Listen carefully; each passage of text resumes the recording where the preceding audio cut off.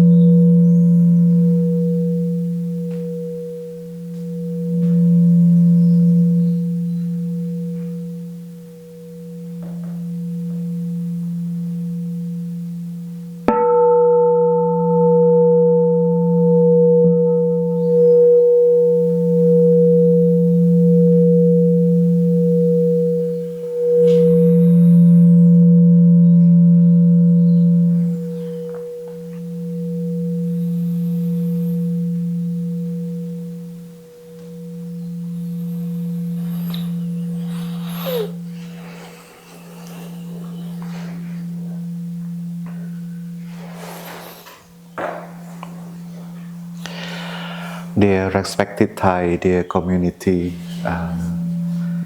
today we are the 6th of October, the year 2024, and we are in the Healing Spring Monastery in the weekend retreat with the visit of our special friends from Paris, Queer Sangha Paris, people full of colors that coming here to celebrate the practice day on Sunday here.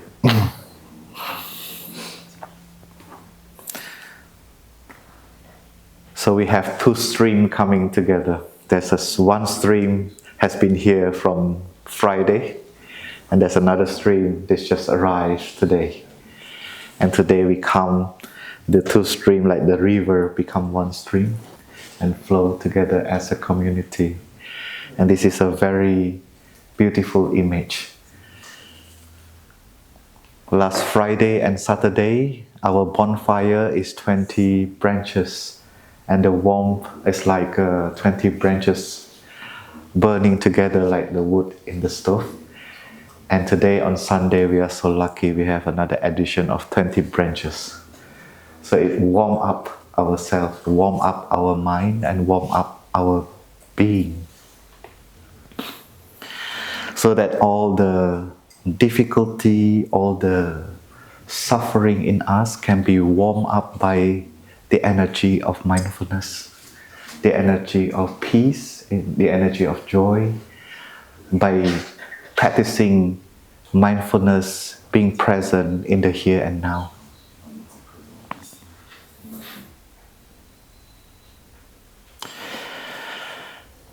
Sometimes we see that our heart and the feeling in our mind and our heart is not very beautiful sometimes. And sometimes it can be very hard. But with the energy of the community, with the peace that we generate together, Like today you just arrive, as you come in, you're already welcomed by the green, by the trees, by the birds, many, many things. And that's already nourish our mind and refresh ourselves. This is, we have not practiced yet, but we have a chance to be nourished by our environment already.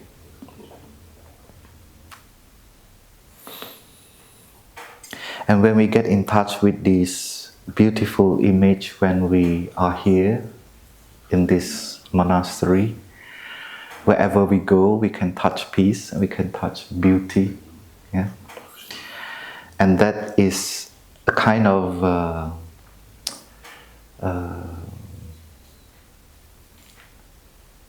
calling for us to let us know that you are good enough. That's why you can touch that beauty. Yeah. And you have enough to be happy.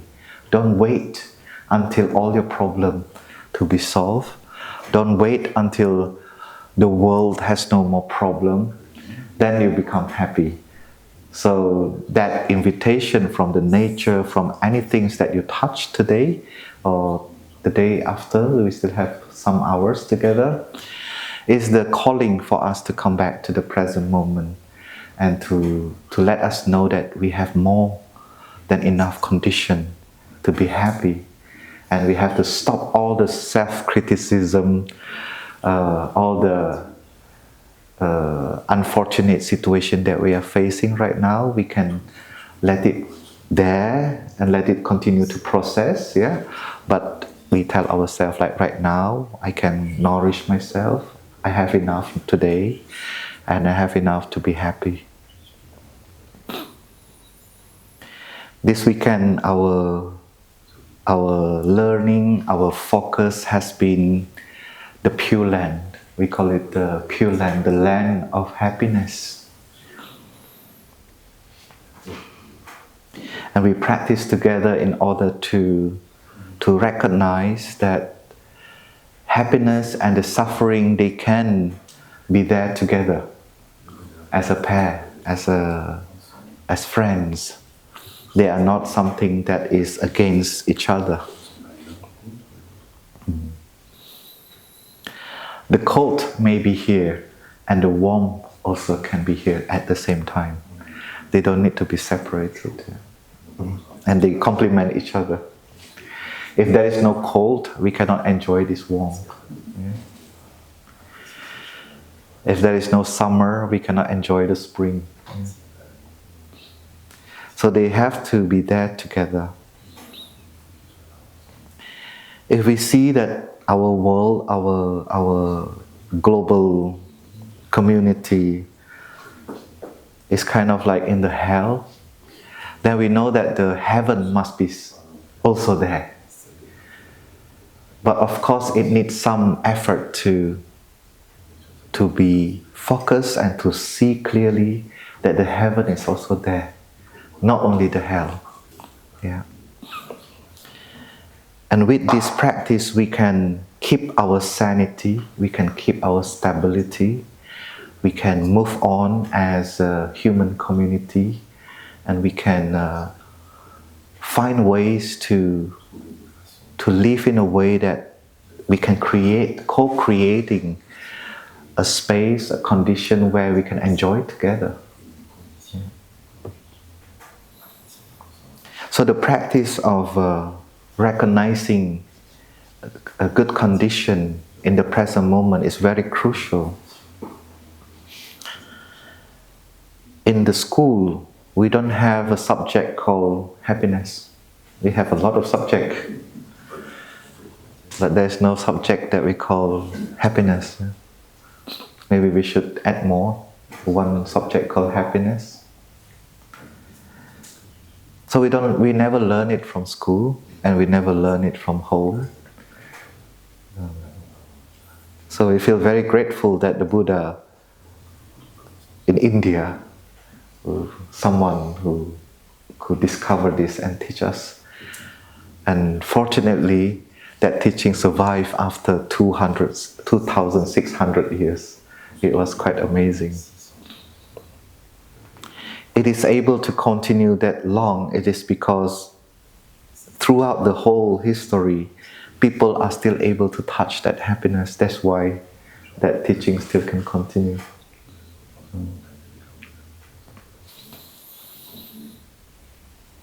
So let us see ourselves as having enough, and we have enough, and we are good enough.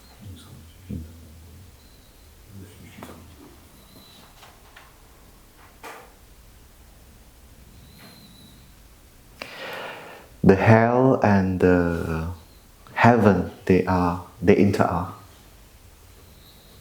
Without one, there is no other. And they support each other.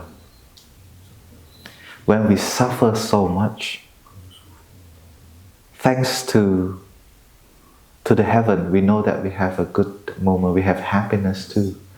And that's why we can have help, have hope when we suffer.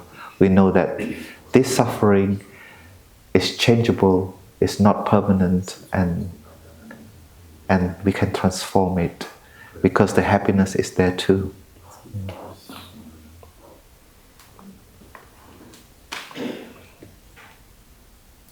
And the key is to recognize that there is something that is not going well. When we have suffering, actually, it's a good sign. Because only when we can recognize it, then that things can transform.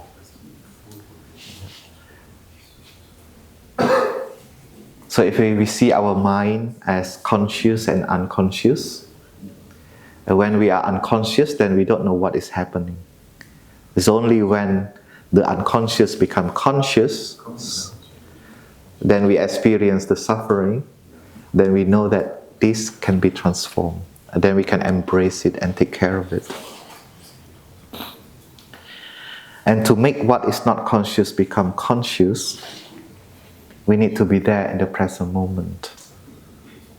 So that we can detect, oh, I am in hurry. Oh, I don't feel well. My body have tension. Yeah. So when we are there in the moment, then we can recognize what is not well. And then we can take care of it and transform it. As we say, the hell and heaven interact, then if we can recognize our suffering, it means we also can recognize our happiness. So sometimes our practice not only recognize what is wrong, but also recognize what is nice, what is good. Yeah.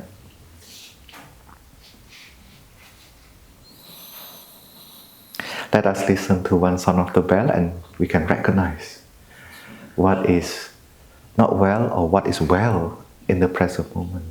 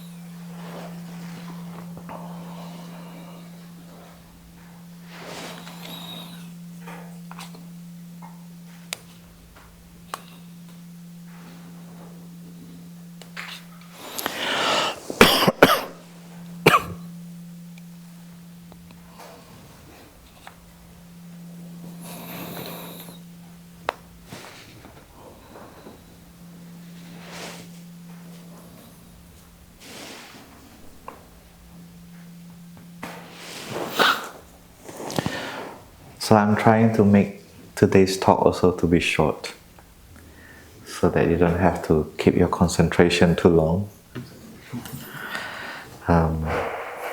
So I will go to the point directly. So the question is, if happiness is important, how can I generate happiness if I want? Yeah? Because we can generate happiness anytime if we want. So we don't need to wait until a certain condition or suffering to go away in order to be happy. We can have it right here and right now. And I will share with you some list of how to do it and how to practice it. And I hope that you can also put it into practice and try it out. Yeah? I will write it on the board.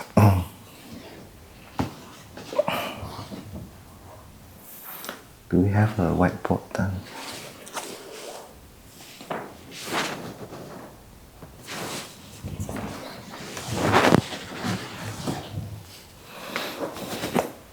Yeah, that's good. Thank you.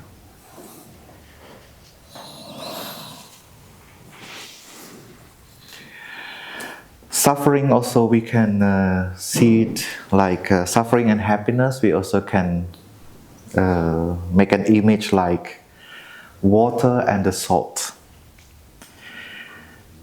So sometimes our cup of water, we put too much salt inside and it becomes too salty and it is undrinkable. Exactly like our life sometimes. Sometimes it's too salty until it's very difficult to live. Yeah? And to make it less salty and to be able to drink again that water, there are several ways. And the first way is to extract the salt with a very high technology, very complicated, or very long time. We can use the sun also with the evaporation and take again the vapor. But there's another one, is easier, is to add more water. So that you dilute the salt and the water become plain again. Yeah. So when we suffer, we can dilute our suffer with the happiness, with our joy.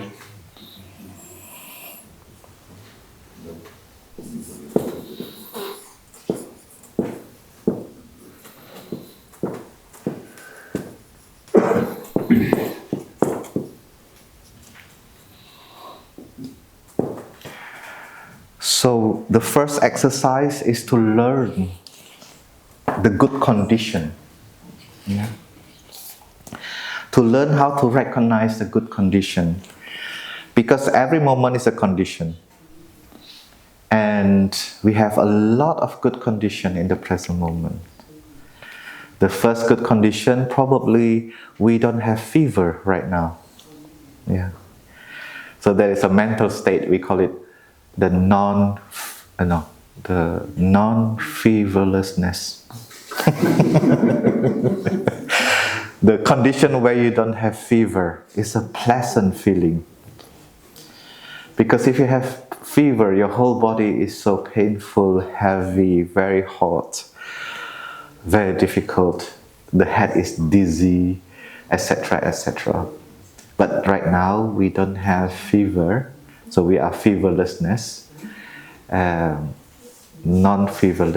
feverlessness. So we are feverlessness. Je ne sais pas si c'est possible.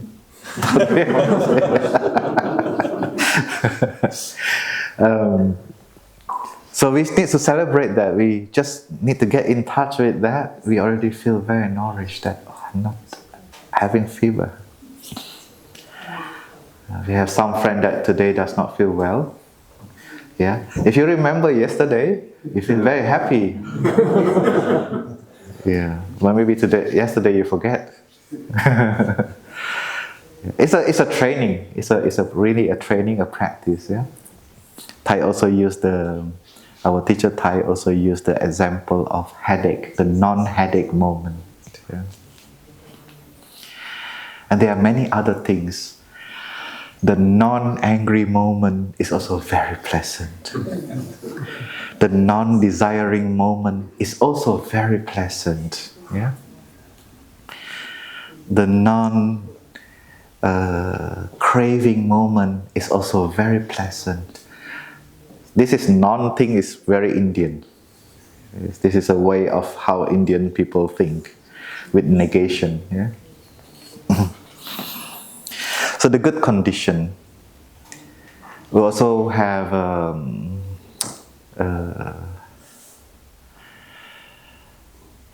right now, if we feel very cold,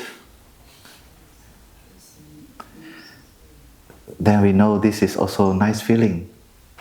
Because in the tropical country, maybe this is what they want. I remember when I go back to Indonesia, I keep looking for air conditioning room. And now it's air conditioning everywhere. Right? And sometimes I feel cold, I get sick, but I sometimes also feel like, this is very nice actually. Yeah? That is an art. An art, how to recognize the good condition. Yeah. This morning when I packed my lunch, when I packed my sandwich, I see very beautiful color of the vegetable. I feel very grateful that many people chopping that carrot thoroughly, the cucumber and etc. So there are many good conditions around us in every moment, but we need to be there to harvest it.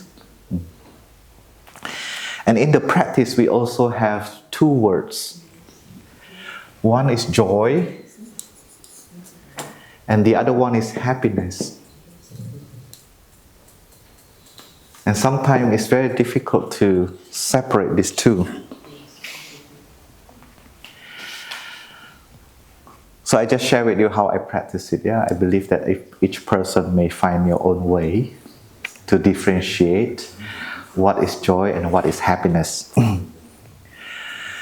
For me, joy is when I discover a good condition, because we need to involve the thinking.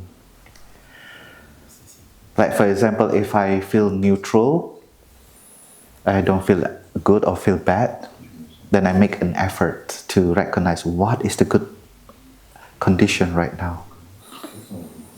Or we have a mantra called, this is a happy moment. Yeah. When I say this, I have to check, where is the happiness? And let's say I discover that my eyes can see colors and shapes easily. That is the joy. I discover the reason why I have a good condition. But I don't want to just, discover and that's all. I want to enjoy that discovery. I want to enjoy what I have found. So what I have found is I have a good eyes that I can see. And then I take some moment to breathe in and out, just to make sure that my eyes really can see, and enjoying the ability of the eyes to be able to see. And that duration is my happiness. Yeah. Yeah. And sometimes my mind starts to lose the concentration on the eyes can see. I need to find another one. Yeah. And then I will come back to my breath and my body. And then check again what is the good condition right now. And I see that, I'm not hungry. Yeah. I'm not hungry because I had my breakfast. And that is a good moment too. Yeah. And then I will take some in breath and out breath. Just enjoy of feeling non-hunger. Yeah. And when we practice more and more, we even can have the happiness of others. And that happiness we can give to others. When I don't feel hungry, I send this energy for those who are facing hunger. And I feel happy for them. I wish that they have this feeling also. And whatever difficulty they face, I pray that they can go out from that situation and enjoy what I'm enjoying right now. And that is a good thinking. It's our prayer to the suffering that exists. Otherwise, we are not hungry, but we take it for granted. Yeah. So joy is I discover the good condition, and the happiness I take my time to enjoy it. So you may like to try. And the second I kind of explained already.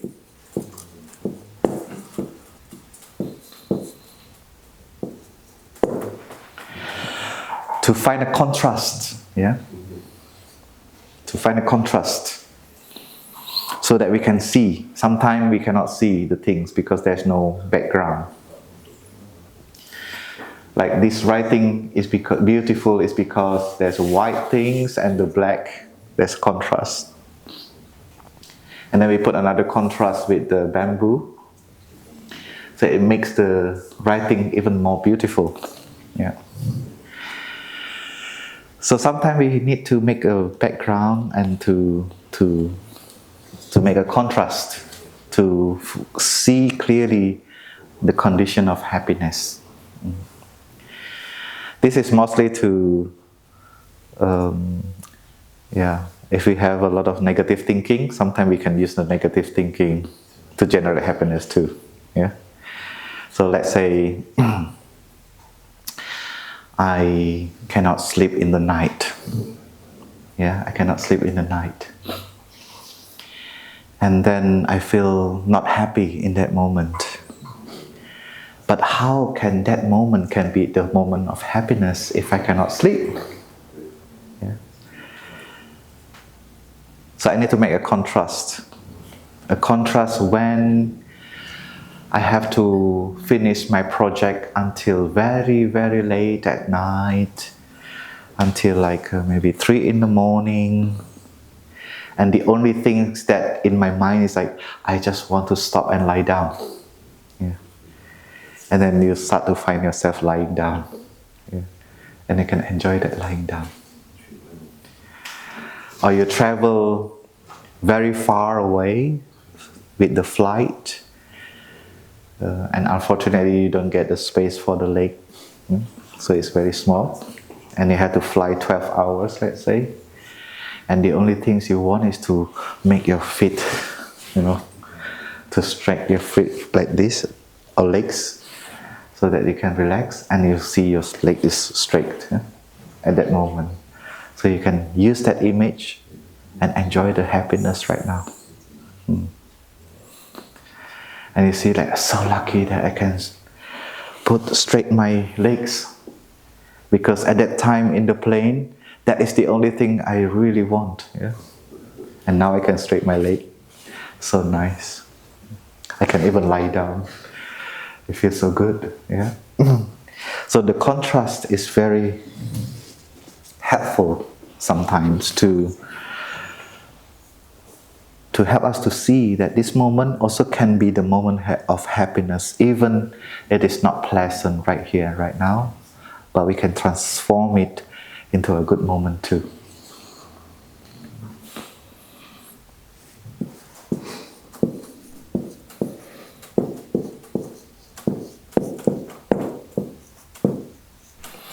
Relaxation.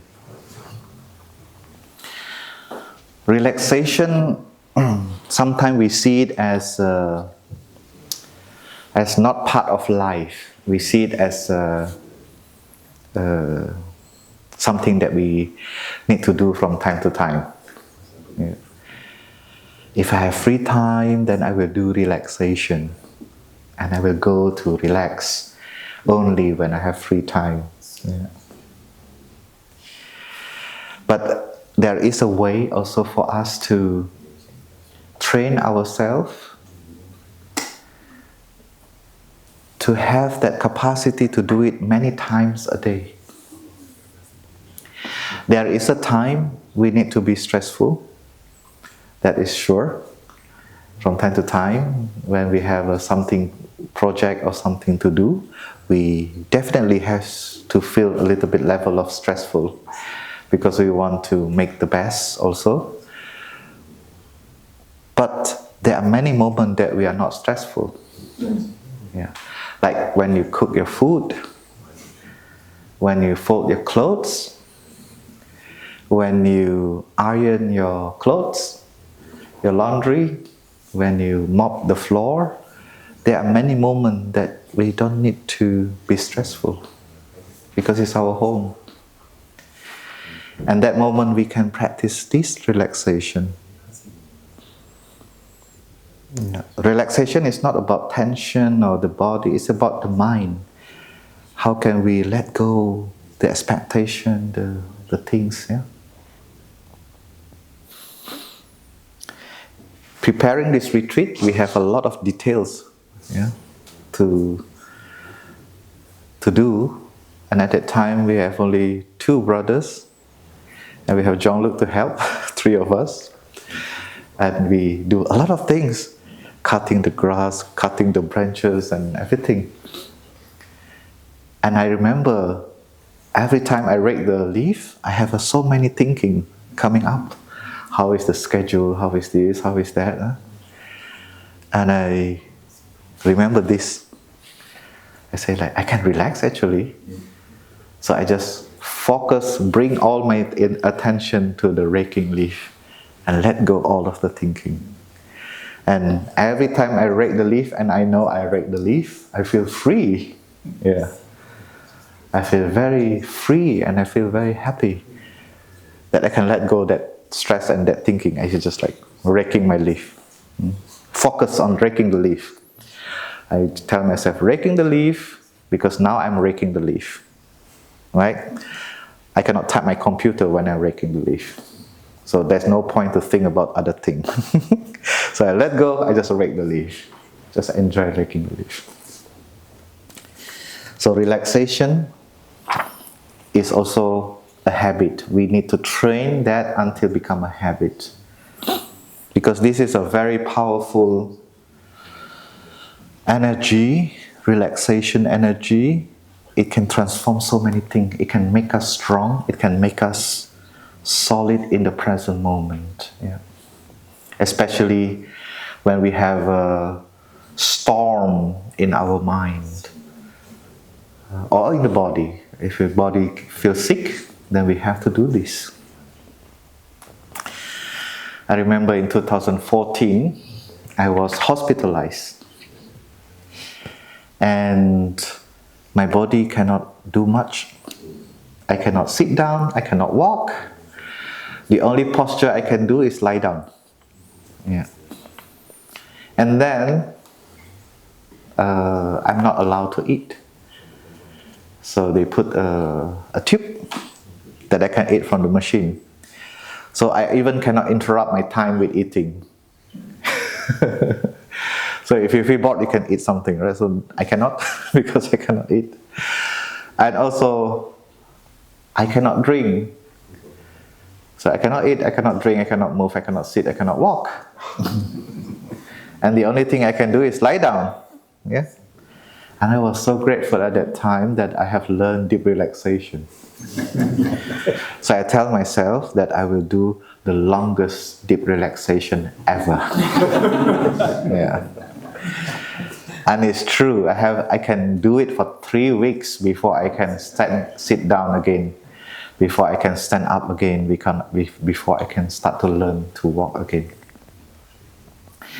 If that practice is not there, I think I will killed by the boredom.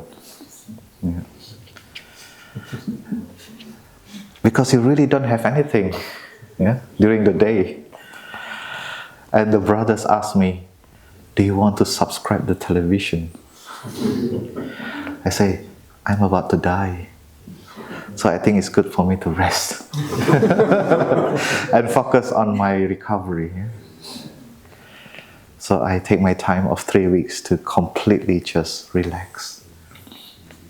I have to generate many good thoughts during that time, and to avoid all the negative thinking. Yeah. I also see myself like, and I asked the doctor, how long do you think I will be here? And he say, maybe 1 month. I say, okay, I will be 1 month in this room by myself. So I say, okay, I need to generate another thinking, not only relaxation. Eh? So I say, I have a chance to do solo retreat for 1 month. Yeah. So suddenly I have this joy and the happiness feeling. Yeah. Because when we are healthy, it's very difficult to ask the Sangha. The Sangha, I need to have 1 month of solo retreat. You do your weekend retreat, I hide somewhere. It's very difficult. So I have a good opportunity and a good excuse to have 1 month solo retreat. And then because I also very much enjoying building Sangha, so I say, now I'm in the hospital, nobody is meditation, nobody that I know in the hospital. So how I need to stay for 1 month here, so I need to make all of them become my family. I need to make all of them become my Sangha. I need to find a way how to make them my Sangha. Yeah. And then slowly I make friends in the hospital, and they all become my friend. So sometime in the midnight, if I cannot sleep, some of them will come to my room, we have a chat. Yeah. And the nurse, sometimes they are free in the midnight, they will come to my room, we have a chat. Yeah. Yeah. So nice. And when they are stressful, I have to be careful, because if they are not careful, I will be in danger, because they are the one who give me medicine. So when they come in, I can feel the energy. So I ask them, I don't ask them, comment ça va? I don't know, because it's very easy to answer, ça va. So I ask them, are you tired? So they have to feel their body. They cannot just answer, because this is not a common question. Yeah? Are you tired today? How many patients do you take care today? Yeah? So they have to stop and answer my question. So relaxation is also the way to cultivate joy and happiness during the day, during the moment when we want. The next one is this is very difficult to write. I'm not sure if I know how to write. Environment. E and I. Oh, one. Like this, huh? Something like that. Something like this. Environment. But this environment is more like nourishing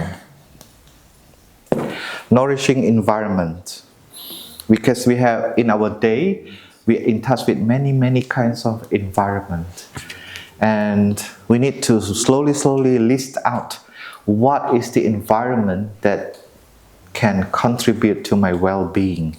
Yeah, because our consciousness is pretty much working collectively, not only personally but also collectively. You can be a good meditator, but even when you go to the train station, you are something else, okay? Because there are people running around and things like that, you will join that energy too, yeah? And we cannot avoid that. Yeah. When we go to the office, there's another consciousness over there. So our consciousness is constantly changing from one place to the other places. And sometimes we need to make a conscious choice that I want to soak my consciousness in a certain environment. Like this weekend retreat. Yesterday we have a sharing. Many people share that they don't know why they feel peaceful here. Yeah. They don't know why. It's just weekend. We think that we need a week or 2 weeks of practice in order to feel peace. Yeah. It's because everyone generating that consciousness. Consciousness of peace, consciousness of being present, taking care of themselves, being relaxed. And then we penetrate each other, the energy. So the good environment, the nourishing environment, we need to list out how much nourishing environment that we have. Last month we have a monastic retreat.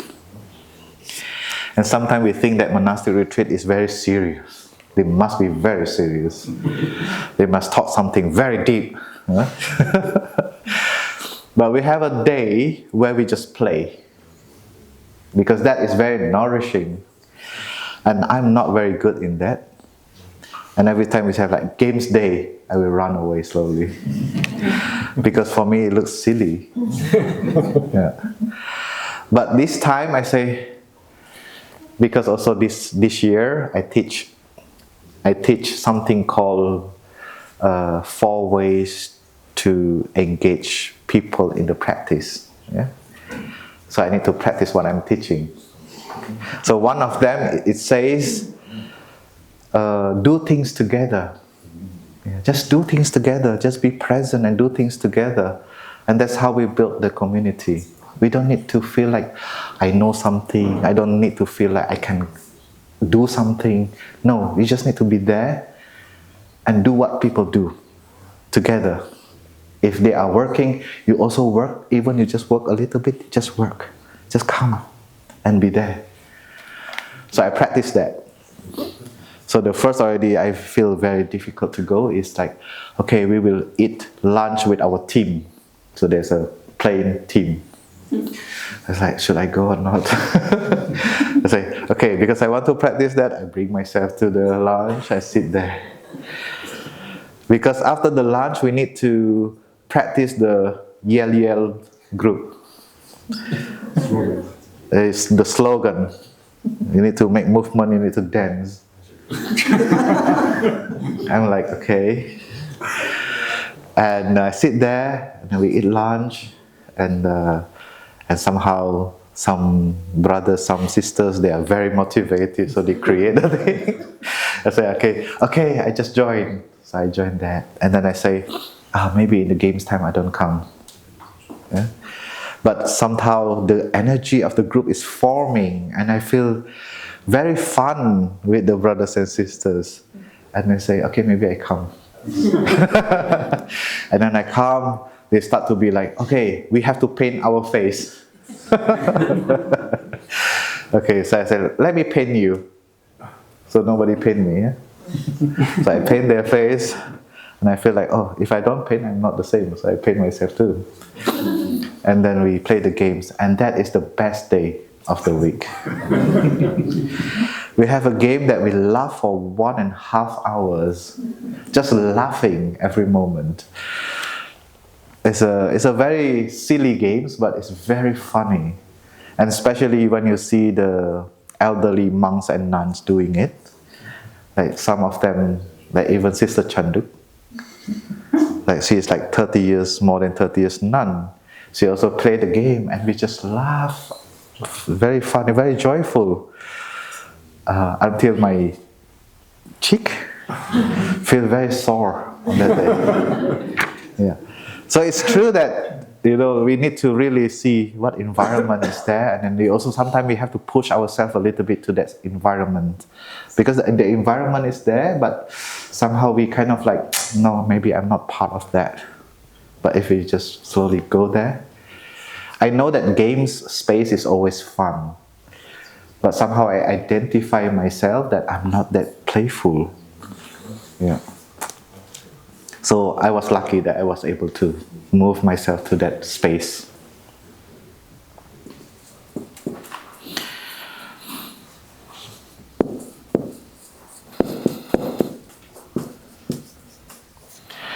The last, there are more, huh? I only have time of 5. So the 5th one is intimacy.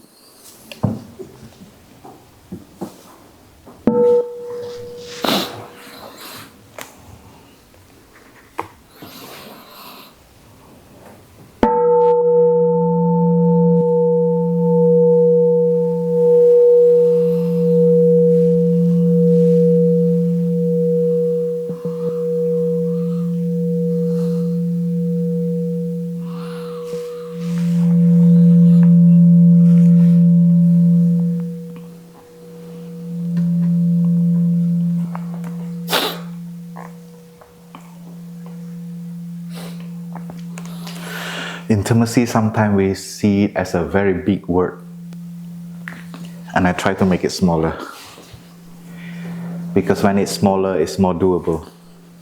Yeah, when it's too big, it's very difficult to do.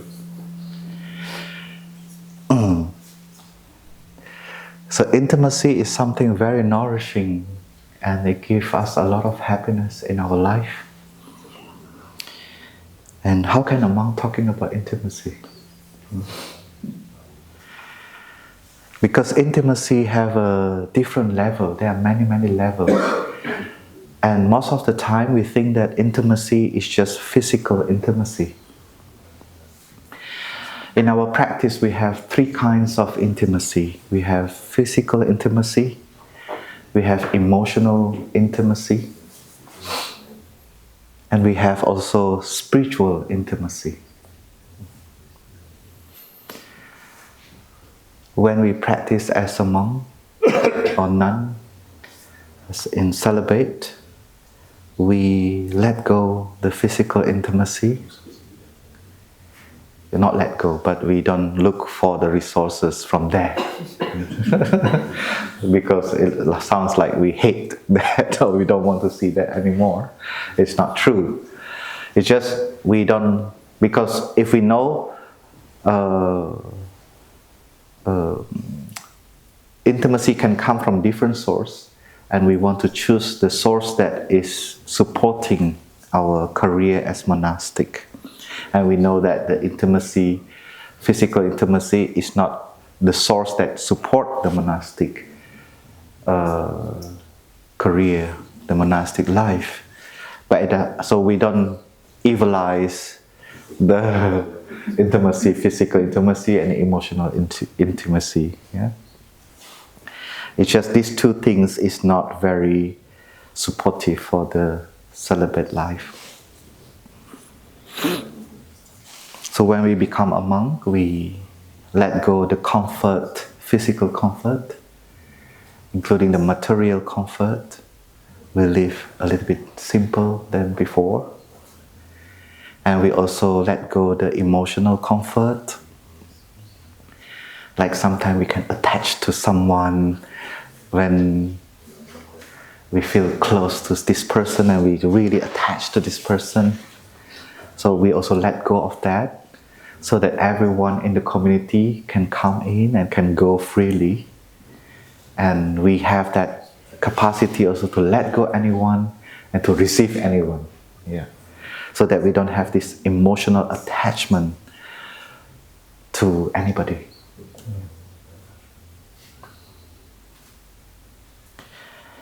But we have also spiritual intimacy. The intimacy that comes from connection, come from friendship, come from brotherhood, sisterhood, and siblinghood, come from supporting each other. I think this week many of us experienced that in the weekend. I don't know you, but I feel it. Even I don't know you, but I feel the intimacy. Because when we have meal, we have someone who wash the dishes for us. We have someone who prepare the warm water in the basins. We have someone who cook for us. That is intimacy. And we need to have enough presence to recognize each of them and enjoy each of them.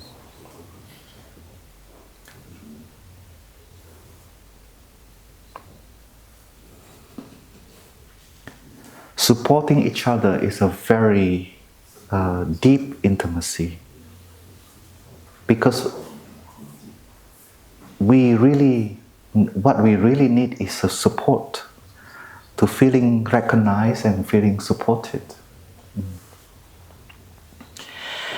And as a community, our practice in a community is also the practice of intimacy.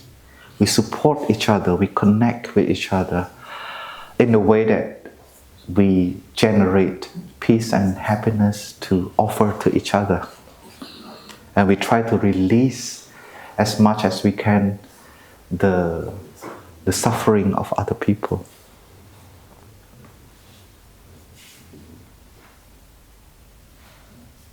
When someone see me cleaning the table, someone will come.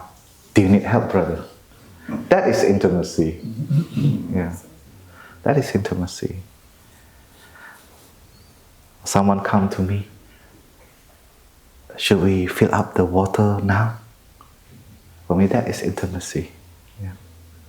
Because alone I cannot do all of them. Yeah. I need the community to support each other. When I come to this hall, I feel very grateful. I feel very happy to see that, we set up with the carpet. Before you came, this hall is like a earthquake.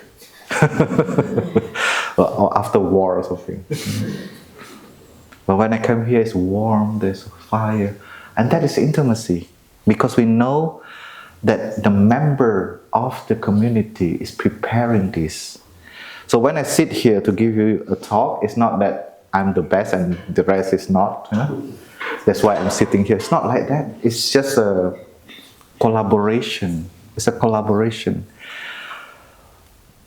Without this hall prepared, I cannot give talks. Without you coming here today, I cannot give talk. Who I want to give talk? To the wall? So it's really interconnectedness. The interconnectedness itself is the profound intimacy that we can have. And that's what we call spiritual intimacy. And today the Queer Paris Sangha coming here, I'm so happy. I think many of you are also so happy because you are meeting each other for the first time, maybe some of you. Everyone is in the group, but maybe we never see each other. And today we have a chance to see each other. Even we never met, but we see the picture already in the WhatsApp group. So we kind of know, you are this one, you are that one. Yeah? And that is spiritual intimacy. We feel connected. It is because we are born. When we are born, we have a huge moment at that time of this connection. And we still memorize that. We still remember. It's so not cool to be disconnected. Yeah? Because when you are in a womb, you have someone always connected to you 24/7. And once you are born, you get disconnected. And you only get connected from time to time. And then we crave that moment. Yeah? So building community, especially the practice community, can help us also to connect, to heal our loneliness, to heal our disconnection. And this is also something that we can do to help for our social change. And because the life that we have right now is sometimes can be very tough. Sometimes you find yourself eating dinner alone. It's quite tough. Yeah. So this is something that is all our homework, to find ways how we can build something that we can bring people together like this and to feel connection. So we have a chance to practice this today, to connect with each other. And I say in Plum Village tradition, the most advanced practice is picnic lunch, which we will have it today. Yeah? And sometimes it's really tough because you have your food in your hand and you don't know where to go to eat. Yeah. So today I would like to invite everybody, just go to any place you want to eat and bring your mind focused, concentrated, that I just want to eat. Whether with someone, whether alone, does not really matter. Yeah. Because we also, when we connect with ourselves, there is also intimacy there. Yeah. So sometimes when I feel lonely or something, I just don't do anything. That is the first thing I say to myself, don't do anything, because the more you do, the more you suffer. So I need to find something that I can do by myself, sitting, drinking my tea, just drink my tea. And I feel slowly recover from that feeling. When I'm in the picnic lunch, it's also the same. I have two conditions for the picnic lunch, two suffering. One is I don't know where should I eat, who is interesting that I want to eat with. And the second is I feel FOMO. You know FOMO? Fear of missing out. This group is nice, this group is also nice, this group is also nice. Yeah? And I get panic after that. I don't know who to eat. Yeah? Yeah. So sometimes I just I just eat somewhere by myself and calm myself down. I just eat and tell myself, what do you want actually? Hang out or eat? And I tell myself, no, I just want to eat actually. Okay, just I sit there and I eat and I enjoy my food. And all the suffering will disappear. Yeah. And then when I connect to myself, I start to connect with the other people easily. Yeah. Because the connection is there. It's just like I'm not there. Yeah. So this is a good practice for us this afternoon in the lunchtime. Yeah. So we can check when we say the bell is invited for lunch, we start to look, where should I eat? And then you have to come back to yourself, like, anywhere is fine. Yeah? Let's see what anywhere is fine.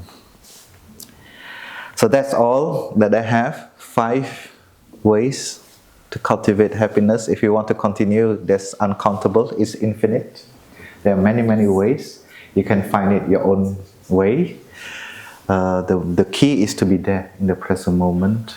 You may like to start from, come back to your in-breath and out-breath. You can check your body, relax your body, and then you see what is the good condition in the present moment.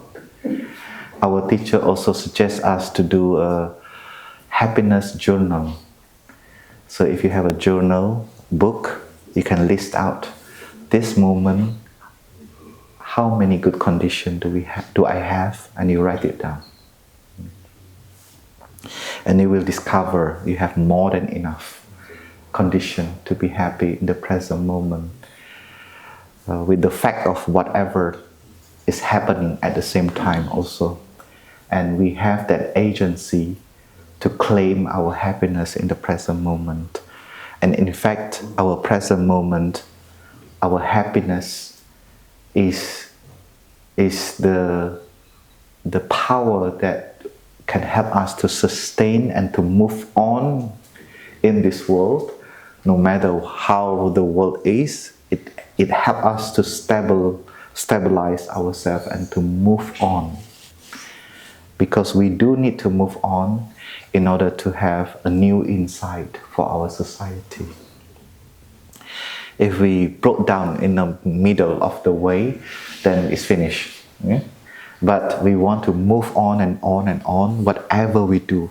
Even either we are teacher, either we are business people, either we are activists, either we are politician, we have to move on. We should not step back. Yeah? We should move on and to find ways to have insight from all the suffering that we have right now. Because we know that even we suffer right now, we also have happiness at the same time. Yeah. So the world needs more happy people. We have enough suffering.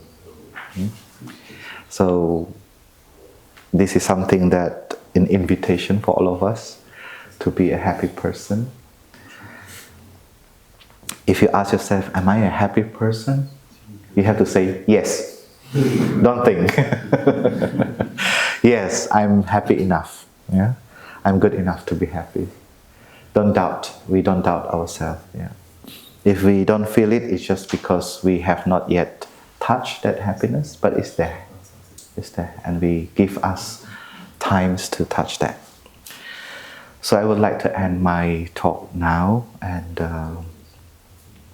in the dining hall, I wrote some calligraphy, and that is also something that you can enjoy when you get in there.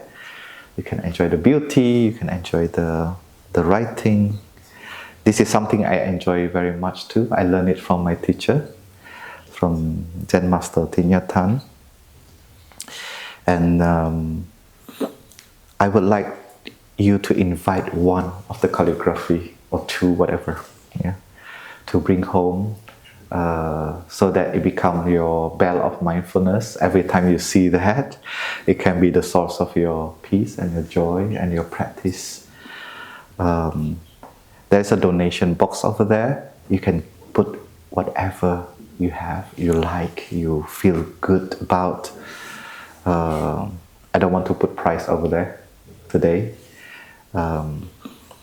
So please feel free to invite one. Even you don't put anything in the donation box, please invite one home. Okay? It's not a exchange, it's an offering. In the dining hall you can find it. Okay? And don't think too much. Don't choose the calligraphy and let the calligraphy choose you. I don't fight with each other. Because maybe there's only one word for one calligraphy, so any calligraphy is good, okay? Let us listen to the three sounds of the bell to end the session, and then we have some announcement.